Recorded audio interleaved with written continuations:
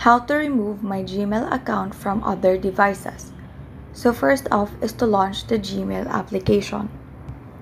Then tap on your profile icon, which is found on the upper right corner of your screen. Now tap Manage your Google account and it will direct you to this page. Swipe from these tabs until you find Security. Tap Security.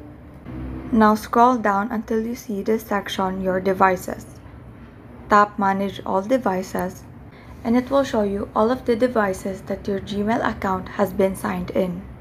So among these devices, you will see this note, Your Current Session, which means that you're currently signed in to this device. If you're not familiar with one of the devices shown in this list, all you have to do is tap on that device. So just select the Sign Out option to remove your Gmail account from that device. And so that is how you remove my Gmail account from other devices.